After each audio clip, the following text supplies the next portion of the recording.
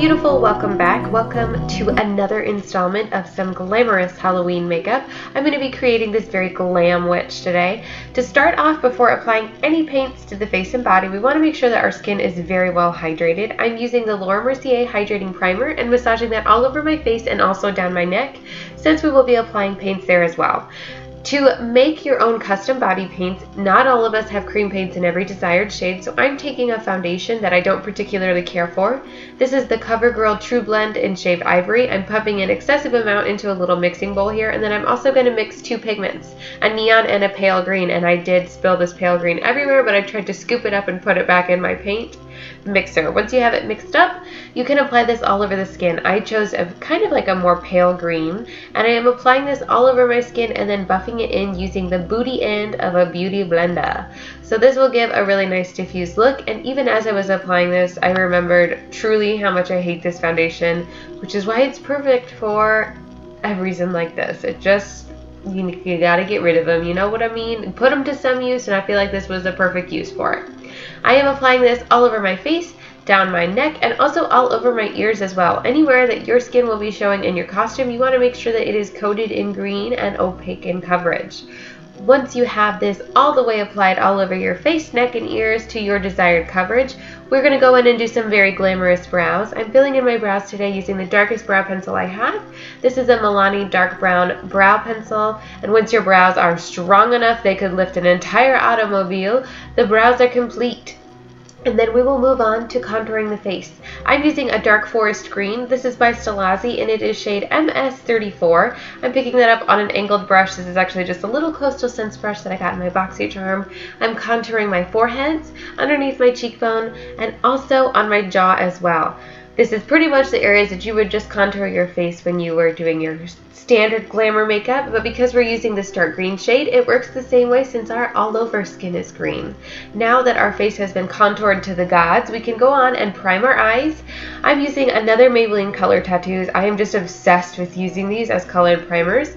The shade is in Stroke of Midnight. It's a dark charcoal gray, and I'm putting that all over the lid using a concealer brush, and then we'll go back in with the MS34 by Stilazzi on a fluffy blending brush, and I'm working that all over the crease to give a nice transition shade, and I'm also going to be blending that underneath the lash line to give a little bit of definition.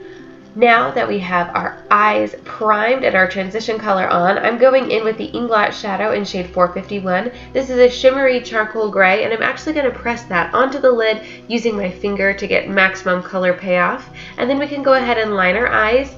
You know I'm obsessed with that Lancome Grandiose liner. I just gotta use it. So I'm going in with that liner and doing a nice elegant wing, and then I am going to apply, of course, the Grandiose Extreme Mascara. You can't have one without the other.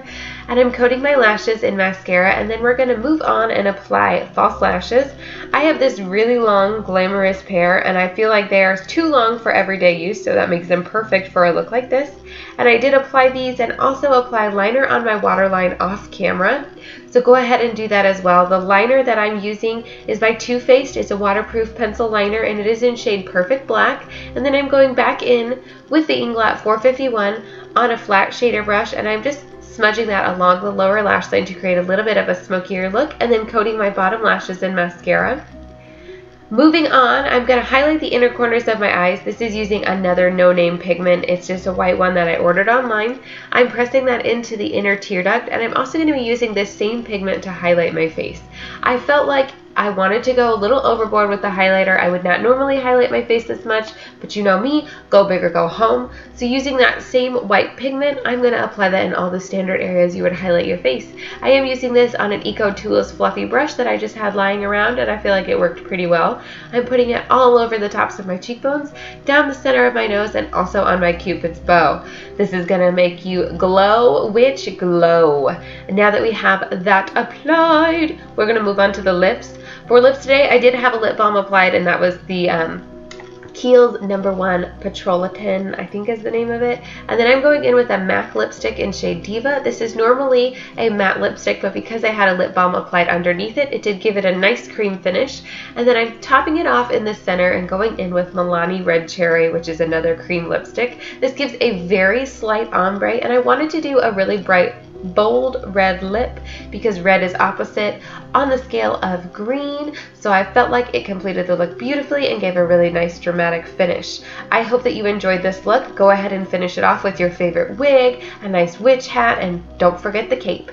I was so happy to film this video. It was so much fun. I hope you enjoyed it. Give it a big thumbs up and please subscribe, and I will see you on the next one. Bye!